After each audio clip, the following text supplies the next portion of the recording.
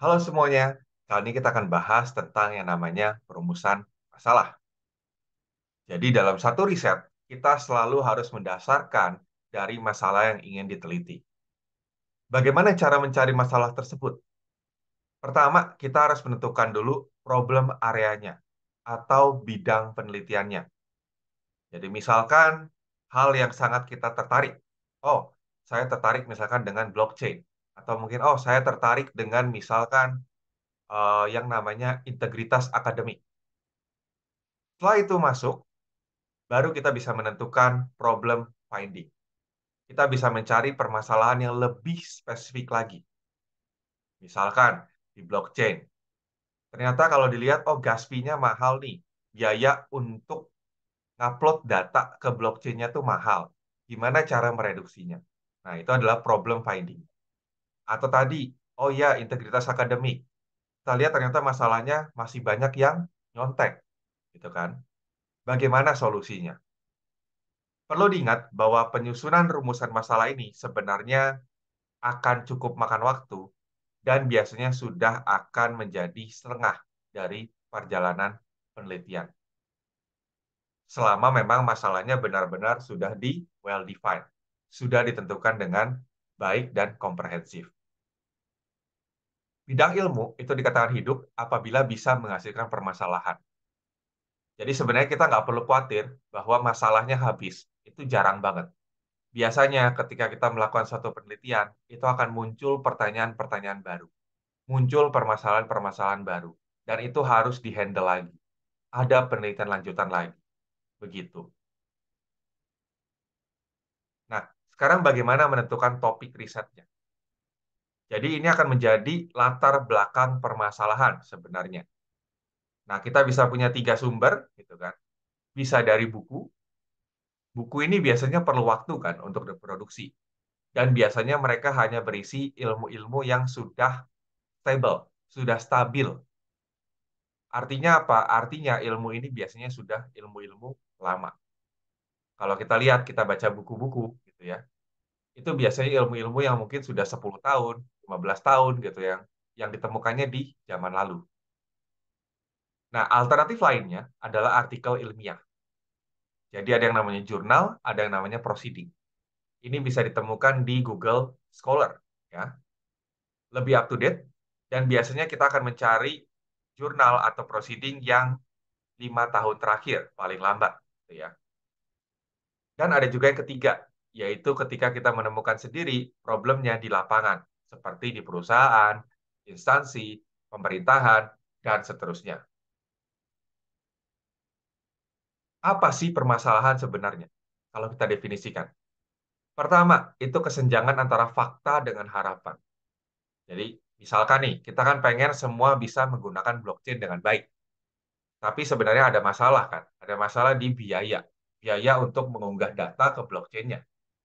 Berarti ada kesenjangan antara fakta kita dengan harapan kita, gitu kan? Harapannya semua bisa pakai, tapi faktanya ada blocker, ada penghalang, gitu kan?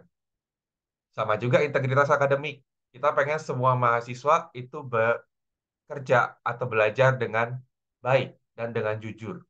Tapi ternyata masih ada yang nyontek, gitu kan? Nah, itu ada perbedaan antara fakta dengan harapan. Kesenjangan antara tren perkembangan dengan keinginan pengembangan. Misalkan kita bilang, oh ya, teknologi semakin meningkat, harusnya wawasan masyarakat semakin meningkat juga dong. Tapi ternyata kalau dilihat trennya malah turun. Itu perlu jadi pertimbangan. Itu perlu jadi permasalahan. Kesenjangan antara kenyataan dengan ide. Jadi ide kita nih kayaknya bagus nih. Ini kayaknya bisa menghasilkan untung. Tapi ternyata tidak. Nah, itu juga jadi permasalahan kan. Yang harus kita lihat lebih dalam. Intinya sebenarnya permasalahan itu lebih ke arah ketiadaan, kelangkaan, ketimpangan, ketertinggalan, kejanggalan, ketidakserasian, dan kemerosotan. Gimana cara menemukan permasalahan? Bisa formal, bisa informal. Kalau formal, ini biasanya nanti akan muncul pendekatan yang teoritis. Sedangkan kalau informal, itu akan lebih ke arah praktis dan aplikatif. Ada berbagai jenis ya, berbagai jenis cara untuk menemukan permasalahan gitu ya. Nanti kita akan lihat satu persatu. yang formal maupun yang informal. Pertama, yang formal, rekomendasi. Jadi kalau kita lihat di eh, riset-riset yang dipublikasikan, itu biasanya mereka ada yang namanya saran untuk pengembangan berikutnya. Nah, di situ bisa kita pakai untuk pengembangan penelitian kita. Jadi misalkan mereka bilang, oh ternyata masih ada kekurangan nih dari sisi efektivitas sistem. Ya udah, kita coba di situ. Kita coba tingkatkan efektivitasnya. Analogi, mengambil pengetahuan dari satu bidang ilmu dan menerapkannya ke bidang yang sedang kita teliti. Misalkan nih, oh ada algoritma A, dia bagus nih untuk bidang tentang X. Sekarang mau dicoba nih kalau dimasukin ke bidang Y seperti apa. Itu analogi. Ada renovasi, sama kayak kita renovasi rumah gitu kan. Itu kan berarti mengganti komponen yang sudah tidak cocok lagi untuk rumah tersebut. Nah, ini sama, cuman konteksnya lebih ke arah teori. Ada dialektik, tandingan atau sanggahan. Jadi misalkan nih ada temuan yang bilang, oh kayaknya A lebih bagus daripada B. Kita bilang, oh enggak kok, B kayaknya lebih bagus.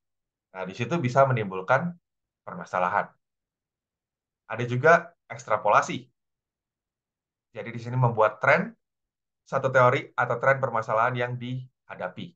Jadi kita cari trennya. Seperti apa nih? Ada juga morfologi, mengkaji kemungkinan-kemungkinan kombinasi dari satu permasalahan rumit.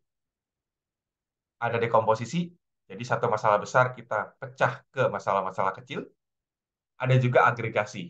Jadi dari hasil-hasil penelitian yang sudah ada, kita kumpulkan, kita jadikan satu membentuk sistem yang lebih kompleks, permasalahan yang lebih kompleks. Nah, ini kalau yang informal, konjektur atau disebut dengan naluriah. Permasalahan ditemukan secara naluriah, gitu kan? Fakta apresiasi individu terhadap lingkungannya tanpa dasar-dasar yang jelas. Jadi intinya mirip-mirip feeling lah ya sebenarnya, gitu ya. Ada juga fenomenologi, jadi permasalahan baru ditemukan berdasarkan fenomena atau kejadian yang dapat diamati. Ada juga konsensus, ya, jadi dari kesepakatan, dan ada juga yang namanya pengalaman, jadi pengamatan di kehidupan sehari-hari. Ya, jadi sebenarnya ini um, cara-cara informalnya. Nah, ada beberapa hal yang mungkin mirip sebagai permasalahan, tapi sebenarnya itu belum menjadi permasalahan. Contoh, pertama, pengumpulan informasi untuk mengerti lebih dalam tentang sebuah topik. Ini kita biasanya sebutnya sebagai studi literatur. Jadi kita hanya sekedar mengumpulkan data, mengumpulkan studi-studi yang sudah ada sebelumnya, dan kita baca nih. Kita baca, lalu kita rangkum. Kita belum menemukan permasalahan di sana, karena yang terjadi adalah rangkuman. Kedua, permasalahan yang jawabannya hanya ya atau tidak. Memang sebenarnya banyak studi juga yang jawabannya ya atau tidak. Jadi kayak misalkan membuktikan apakah A lebih besar daripada B, gitu kan. Tapi biasanya jawabannya itu tidak sekedar ya atau tidak, tapi lebih jauh, lebih spesifik. Misalkan ya atau tidaknya dalam bidang apa, terus berapa perbedaannya, gitu kan, dan kenapa muncul perbedaan itu. Berikutnya, perbandingan dua dataset tanpa interpretasi. Jadi kayak kita cuma bilang, oh ya ini size-nya lebih besar. Udah, itu belum jadi permasalahan. Permasalahan itu perlu ada komponen urgensi. Kenapa ini perlu diteliti? Ya. Berikutnya, pengukuran koefisien korelasi antara dua set data. Ini juga sama ya. Kalau cuma ngukur doang, tanpa ada tujuan yang jelas, itu belum jadi permasalahan. Nah, perumusan permasalahan merupakan kesimpulan dari latar belakang permasalahan. Jadi kalau kita lihat, biasanya bikin proposal penelitian, ada latar belakang. Nah, ada paragraf terakhir, itu biasanya adalah perumusan permasalahan. Biasanya ada pernyataan sederhana di sana, dan tidak berbelit-belit. Rumusan permasalahan bisa dalam berbagai bentuk, ya. Jadi bisa dalam pertanyaan, dalam pernyataan, atau bahkan dalam bentuk hipotesis. Biasanya sih orang bikinnya dalam bentuk pertanyaan. Biasanya disebut dengan research questions, ya. Nah, contoh rumusan permasalahan riset bisa lihat tuh di Google Scholar.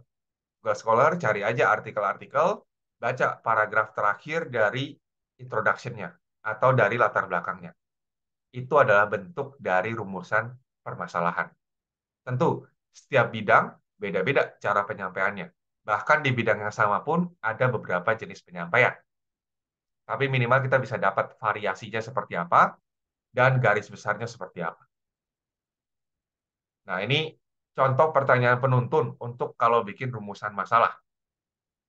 Jadi kalau ada di pendahuluan gitu ya, di bab 1 ada latar belakang masalah, itu biasanya kita akan membahas tentang lokasi penelitian, siapa yang memerlukan solusi, siapa target, mengapa solusi diperlukan, gitu kan.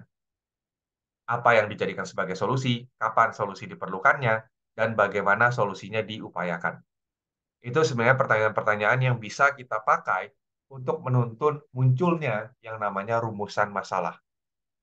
Nah, rumusan masalah ini nanti dituangkan di bagian berikutnya. Tergantung struktur sebenarnya, gitu ya. Jadi kalau di sini kebetulan dipisah rumusan masalah dengan latar belakang.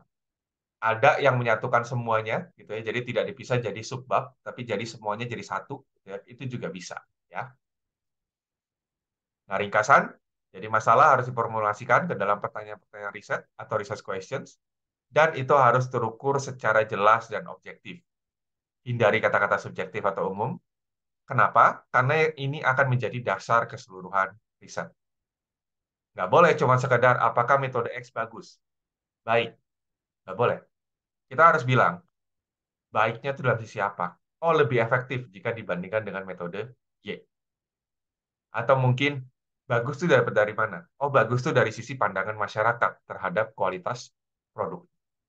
Seperti itu, terima kasih.